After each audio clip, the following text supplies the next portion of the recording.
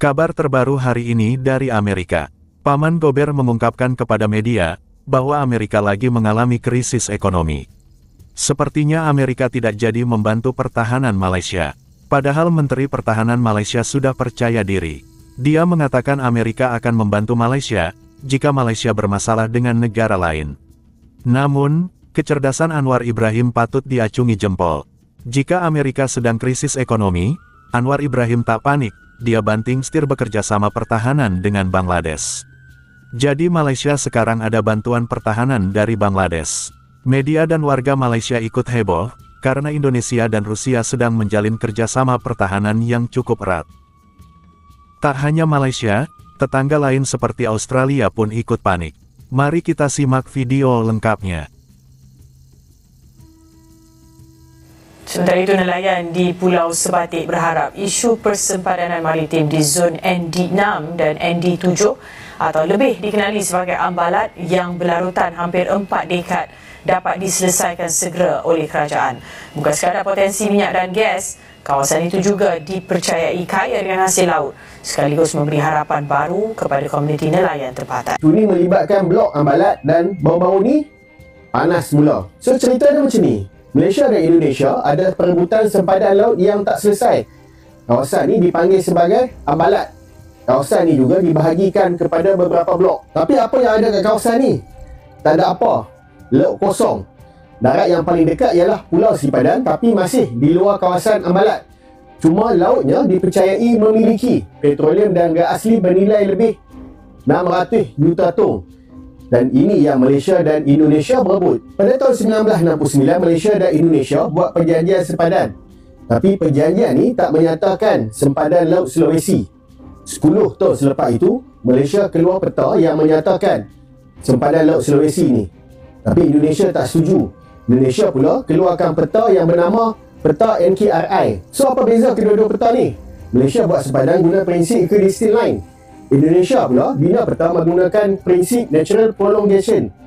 Kalau ikut UNCLOS, kedua-dua prinsip ini sah, maka kedua-dua peta yang dibina ni sah juga. Kemudian pada tahun 2002, ICJ putuskan Pulau Sipadan dan Lilitan milik Malaysia. Tapi keputusan ni masih tak menyentuh tentang sempadan laut ambalat. Pada tahun 2006, Malaysia beri kontrak cari gali kepada Shell dan juga Petronas. Indonesia balas balik. 2007, Indonesia beri kontrak cari gali kepada EIM dan juga Unicol. Waktu ni ketegangan meningkat. Direkodkan 14 kali pertembungan laut antara PLDM dan juga Tentera Laut Indonesia. Media mereka menyebut mereka juga memberikan piu-piu pada TLDM Malaysia sebagai amaran.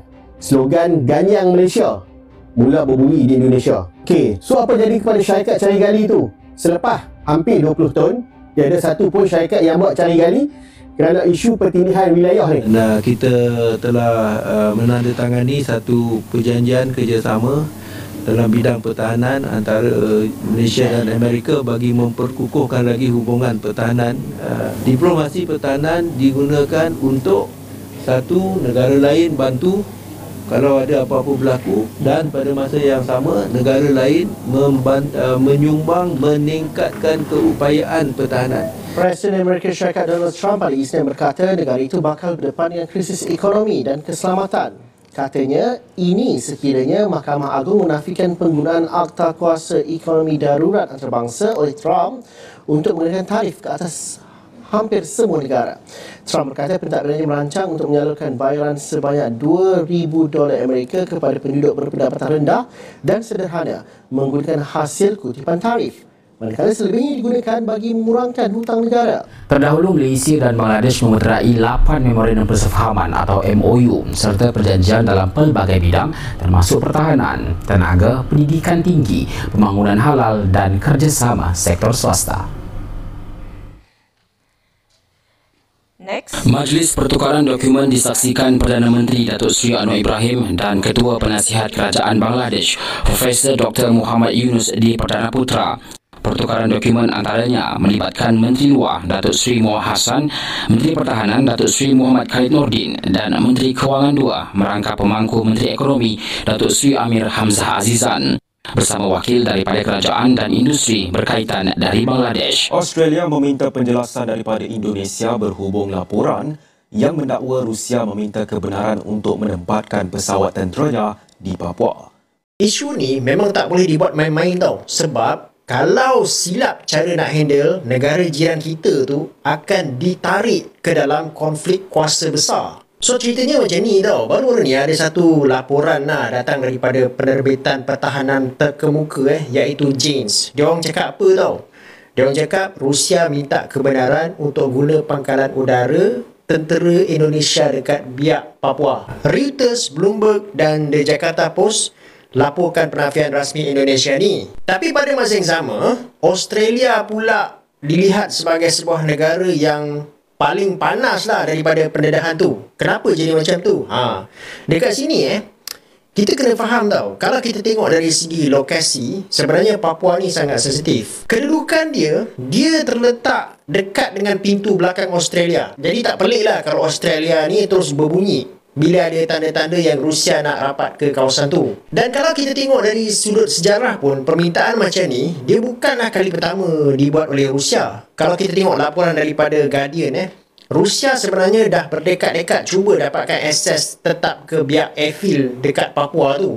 Hampir setengah abad. Tapi semua cubaan tu setakat ni gagal lah. So apa yang saya nampak dekat sini, ini sebenarnya bukan cerita baru lah. Cuma kali ni dia dalam suasana geopolitik yang tengah panas ni, Indonesia pula seboleh-boleh diorang tak nak terperangkap dalam percaturan kuasa besar dunia. Kalau diorang layan permintaan Rusia, secara tak langsung dia boleh jejaskan hubungan dengan negara-negara barat. Contohnya pelaburan asing daripada US ataupun EU boleh terjejas. Sekatan perdagangan pun boleh dikenakan dan pelabur mungkin akan tarik diri. Semua ni boleh beri kesan besar kepada ekonomi Indonesia. Cuba korang bayangkan macam ni katakanlah ada satu syarikat ekspor minyak kelapa sawit Indonesia ni hilang kontrak ekspor katakanlah 3 bilion ringgit ke EU hanya sebab Jakarta nampak terlalu mesra dengan Moskow. Hoi, kalau macam tu banyak bisnes boleh hilang tu. Rusia dan Indonesia mengambil langkah untuk memperkuat hubungan pertahanan mereka dengan pertemuan antara pejabat keamanan tinggi Rusia dan Menteri Pertahanan Indonesia di ibu kota Jakarta. Pertemuan ini terjadi saat perang Moskow di Ukraina memasuki tahun keempat. Sergei Shoigu selaku Sekretaris Dewan Keamanan Federasi Rusia mengatakan bahwa ia akan membahas cara-cara untuk memperdalam kemitraan pertahanan dengan Menteri Pertahanan Indonesia, Jafri Syamsuddin. Kedua pejabat tersebut juga membahas kerjasama di bidang lain yang menjadi kepentingan bersama.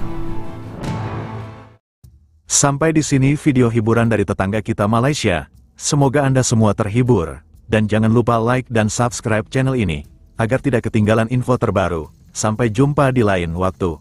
Wassalamualaikum warahmatullahi wabarakatuh.